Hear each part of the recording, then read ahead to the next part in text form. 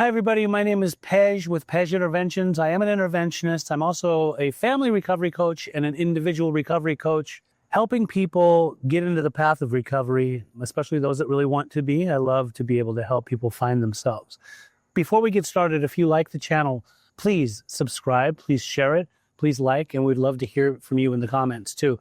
Today's topic is going to be, why is there resistance in a person that has a substance abuse problem?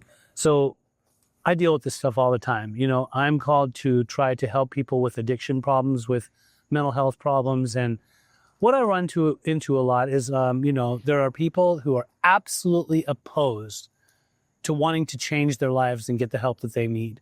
Some of them have already attempted to go to, let's say, for example, rehab, to a rehabilitation center, because their families told them that they need to go get help in the past. And they'll come and they'll say things like, I've already tried that. That didn't work for me. Well, evidently, of course, it didn't work for you because you never really did what it takes to make it work, right? So a lot of times the reason that a person is resistant to wanting to get help to change their lives is, let's be real. They love the drugs. They love the alcohol. And why do they love it? Because for them, it's a coping mechanism. It's something that helps them numb out and not have to look at something that's actually going on with them, something that's wrong with them.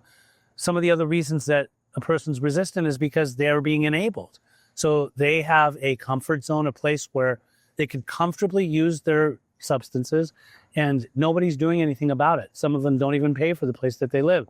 Some of them, their families are basically harboring an active addict or an active alcoholic within their home and wondering, why are they so messed up? And that's because they have they're basically in the lion's den. They're able to do whatever they want. They don't have to get help because they have no ultimatums, no conditions, no consequences.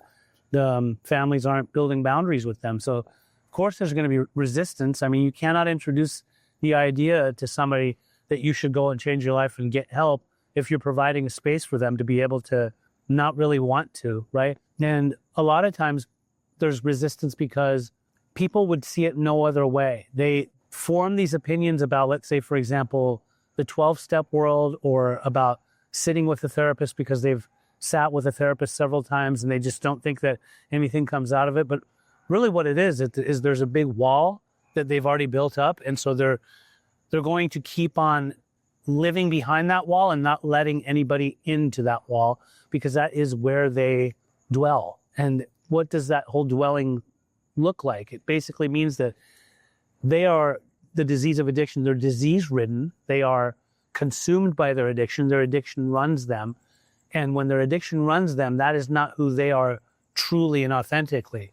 They were sure, at one point, they were probably a great person that was growing up a certain way and perhaps educated, was raised on good morals and standards and good behaviors. But unfortunately, when the addiction, when the alcoholism takes over, it totally changes the person. And now, I'm not saying that they're bad people, they're just not themselves anymore, right? So at this point, they don't want to see it any other way because it's the addiction that's running them. And between them and their addiction, there is no moral compass. They've basically lost the ability to make a good decision for themselves, and they're not totally desperate. And we often say in the recovery circles that the thing that brought us to this point in our lives was the gift of desperation. And I had to get really desperate and lose certain things in my life, for me personally, even to even open my mind to wanting to change, because I was resisting for a long time to get help.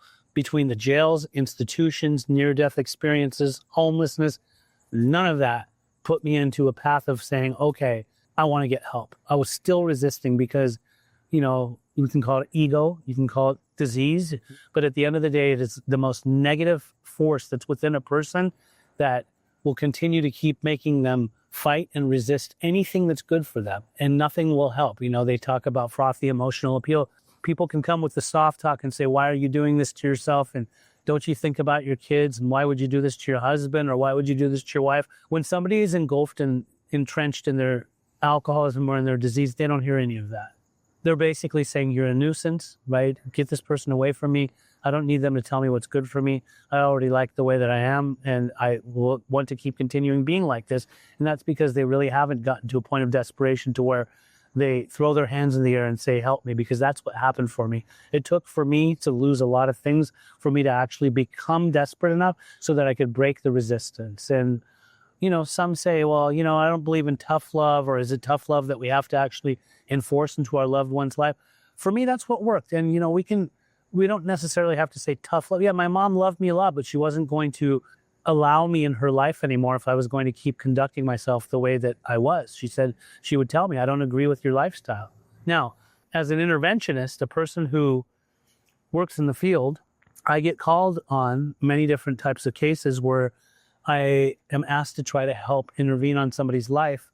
And a lot of times I'm automatically met with resistance. It's actually very much expected. It is few and far between, very rare that I will intervene on somebody and they're instantly going to just submit and say, okay, I'm ready to get help. It takes a little while for me to try to talk with them, work with them, mediate, depending on the intervention, mediate between them and family members to try to get them to understand, like, your life's not working. And why resist? You know, the pain is actually in the resistance. That's the problem. A lot of addicts don't understand this. A lot of alcoholics don't understand this, that the more that they keep on using or drinking, the more pain that they're bringing to themselves. And they're going to have to feel some emotional pain and some spiritual pain to get to a point where they overcome their urge and their need and their fiending to continue to keep using. And they say that spirituality can come really easy to people, but those that resist the hardest will be completely blocked off to anything outside of what they're already stuck on. And a lot of people are seeking spirit within substance, and that's the problem. Spirituality can come to those who seek and surrender. So if you have a loved one that's struggling, or if you yourself is struggling with addiction or alcoholism and you wonder why isn't your life working for you, it's because you're resisting to actually receive the help. The second somebody puts their hand out for help, you can find the right people, most definitely. And if you can't find them, you can reach out to me. I'm part of a group of interventionists. We are providers. We are intervention on call.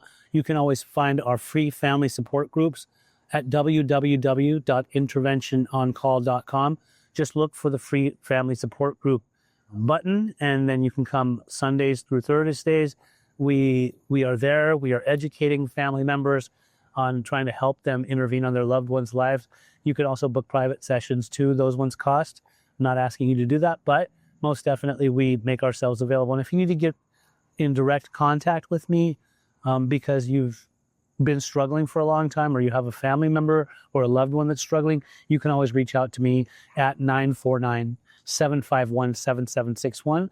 Again, if you like this video or any of the other videos that I make, please subscribe, please share, please comment, and let other people know I'm here for you. My name is Pej with Pej Interventions.